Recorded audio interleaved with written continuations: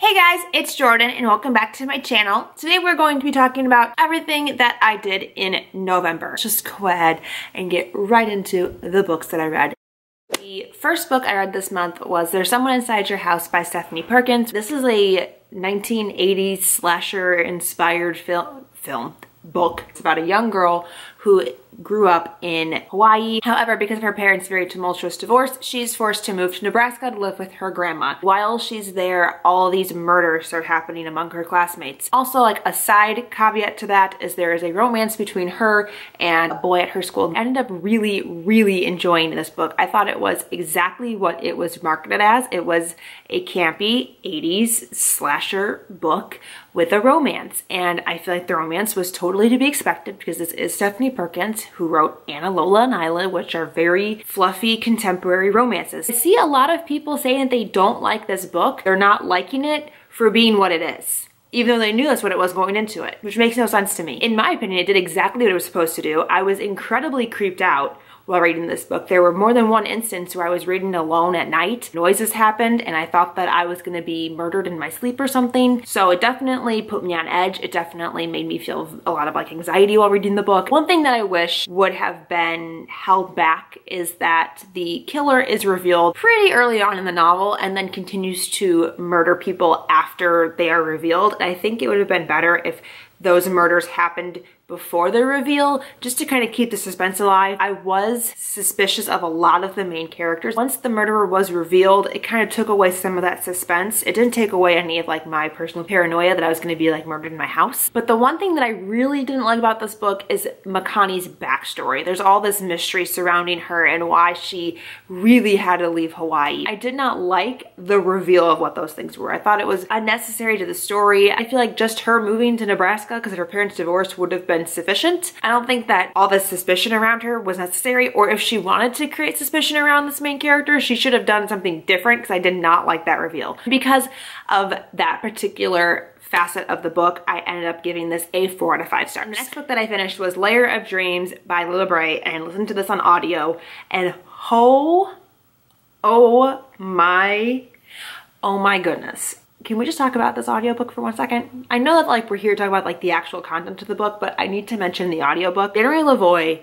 voices this audiobook, and people always say to listen to the Diviners on audio. So glad that I did, because this was so fantastically done. Her talent is out of this world ridiculous. The way she was able to manipulate her voice to fit all these different characters of all these different backgrounds was amazing. For the actual story though, I think I liked the Diviners' mystery and story better than Lair of Dreams. I felt like the Diviners was a lot creepier. There was more occult to it, which is what this series is marketed as. Lair of Dreams is more of a mystery ghost story than it is like a murder ghost story. That doesn't make any sense. Lair of Dreams has to do with a sleeping sickness that's sweeping New York. People are falling into these dreams and they're unable to wake and they end up dying. Society cannot figure out what's going on with it. So our cast of characters, the Diviners, who all have like these supernatural abilities, start to investigate, and it ends up having a supernatural origin to it. It's actually very suspicious of a lot of the characters throughout the story because I could not pinpoint or figure out who was at fault. I also love what we're learning about like the actual Diviners and how they came to be, and like the science behind them and the groups that started them with like the government and everything. That is my favorite part. So I'm super excited to get more reveals on certain other characters in the next book. I absolutely loved this. It was such a great book. I will say that there are a lot of mundane scenes in these books, a lot of like daily life struggles between the characters that kind of slowed the pace of the book down, but I was like so invested in the characters that I like didn't even care. I ended up giving it a 4.5 out of 5 stars because I'm being very stingy with my 5-star books this year. And after I finished Lair of Dreams on audio, I then picked up Scarlet by Marissa Meyer on audio. This is the second book in the Lunar Chronicles series. Previously read, so I'm not gonna talk about it too much here, but I did listen to this on audio this time around, and I'm still preferring the series on audio, like leaps and bounds to it in the print format. I just really like the narrator. I really like how she tells the story. She brings the characters to life in a way that I don't think the actual like writing on the page does. And I don't think Marissa Meyer is a bad writer by any means, because I've enjoyed every book I've read by her, but there's something about the way that her narrator, who narrates all of her audiobooks, reads them to you, that just gives a new layer, like an extra oomph to her stories. I'd always said that Scarlet was my favorite in the series and that Scarlet and Wolf were my favorite characters, but I don't know if that's true anymore. I'm very confused because this was my favorite for so long. Wolf and Scarlet were my favorites for so long, and I still gave this book the same rating that I gave Cinder, but I feel like I might like Cinder a little bit more, which I'm just so confused about, because I remember loving this the first time that I read it. I did an entire spoil-filled book talk on it that I will link on the screen up here if you want to hear my full in-depth thought. I ended up giving Scarlet 4 out of 5 stars. And the next book I finished this month was another Marissa Meyer book, and that was Renegades. It is a science fiction. I get the feeling when I read it that it takes place in our world, but in a future version of our world where our government has completely collapsed and superheroes have risen up to take control of the government and are now running things. This is a story about superheroes and supervillains, which if you've been on my channel for any length of time, you know are like my favorite things to read about. We follow our main character, who is a supervillain. Something happens at the very beginning of the book that puts her in a position to be a spy in the Renegade headquarters. The Renegades are the superheroes. It is just as good as it sounds. Nova is such a fun character to read about because she is the villain and she does bad things. As she infiltrates further into the Renegades, she's being forced to like reevaluate this lifelong hatred she's had towards the Renegades. She's having this inner turmoil between, are Renegades bad people? Are they good people? Am I doing the right thing? Am I doing the wrong thing? And it's just really interesting to read from her. She's a very complex character. She was very like sassy and witty, very competent. She was able to do way more than our main male protagonist. She's also an inventor. When she joins the Renegades, the leader of her team, Adrian, is our other perspective. He is the sweet little cinnamon roll. Like, he is a typical superhero kid. He was raised by superheroes. He believes in the good of mankind. He believes in doing the right thing. I really like him because he's just so naive to everything, which is, I feel like, a very reversed role. Usually the female protagonist is in this role and the male protagonist is like, well, let me tell you all the things that suck about this world. And I liked that it was reversed. Unfortunately, it's only a duology. That makes me so sad. So the concluding book, there's going to be so much happening and I'm so excited. This book was one of my favorite things that I've read so far this year. I ended up giving Renegades a 4.5 out of 5 stars. And the final book I read this month was another Marissa Meyer book, and that was Cress. I listened to this one on audio as well. This one is my favorite so far, which I feel like is the common theme. Remember when the series was really big on BookTube when it was still being published? Everyone loved Cress and Thorn, and I was like, no. Scarlet is the best, and I'm eating my own words. Cress and Thorn are now my favorite, which I just feel so, I feel like I'm betraying my first love. This was my favorite book by far.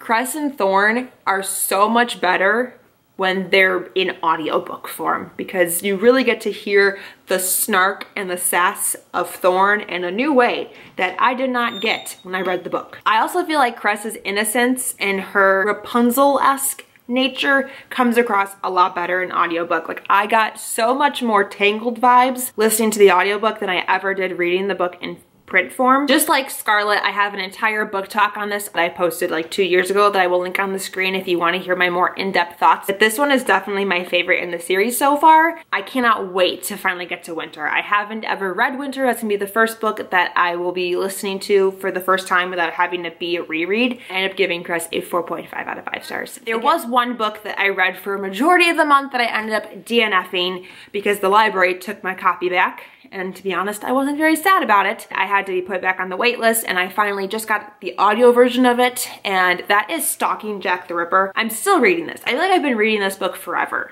I don't like it. I have a feeling its sequel will be a part of the YA BookTube Awards, which I am judging, the thriller, suspense, mystery category, which this technically can fall under. So unfortunately, I have to keep reading this book even though I am not enjoying it. And I spent 2 weeks of November reading this book and I did not finish it. So I'm currently listening to this on audio. I started from the beginning because, to be honest, I don't remember anything that I read from the first half of the book, even though I literally just read it. That's how that's going. Let's go ahead and talk about the TV shows that I watched in November.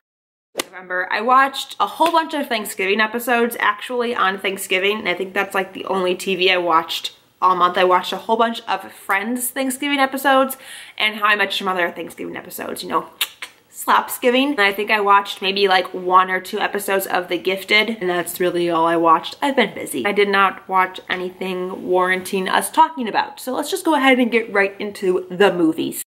So I saw 2 movies in theaters this month. The first one that I saw was A Bad Mom's Christmas, which I loved. This was hilarious. If you like Bad Moms and the humor of Bad Moms, you should like this because it's the same thing. It's at Christmas time. Them making poor decisions, trying to be the best moms that they can be, but sometimes not quite getting there. And also their moms come into town, and you get to see how the bad moms react to their moms, which was probably the best part because Amy, the main character played by Mila Kunis's mom, was hilarious. There was no better woman to play that role. I loved her. The 3 women in general are so very different and have very different personal relationships and like lives and stuff, and then they made the moms so different as well, and you could see how the moms were shaped and raised by seeing their moms, and I really loved this. It was so much fun. It was so funny. It put me in the holiday spirit. They kind of set it up for there possibly being a 3rd movie with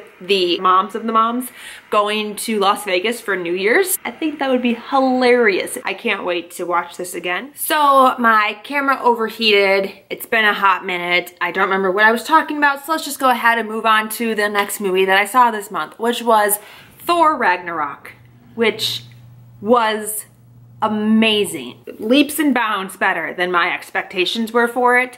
And I went in with pretty high expectations because I love Marvel. I was expecting to thoroughly enjoy this. I was not expecting to enjoy it as much as I did. They really took a different direction with this film. It like felt and looked different from the other Thors.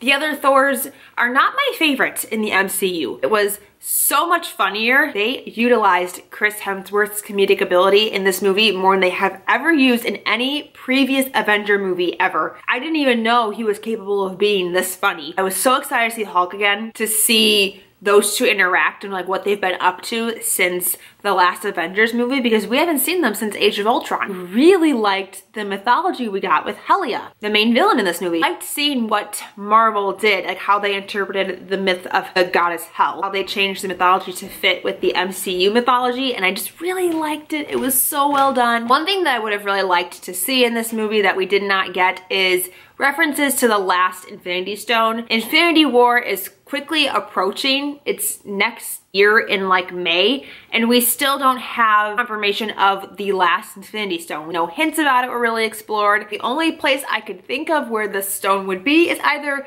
in the Black Panther movie or Thanos already has it. That's why we haven't really seen anything about it. I just would have liked some more information on its whereabouts, being that Infinity War is so soon. I can't believe that we're so close to Infinity War now. I feel like it's always been so far in the distance. Like, oh, we're working up to this incredible movie, and now we just got a trailer for it, and I cried because it was beautiful. But aside from that, this movie was a slam dunk. So that is it. That is everything that I read and watched in the month of November. I would love to know what you guys did this past month. Tell me in the comments down below. Thank you guys so much for watching. Until next time, I'll talk to you very soon. Bye!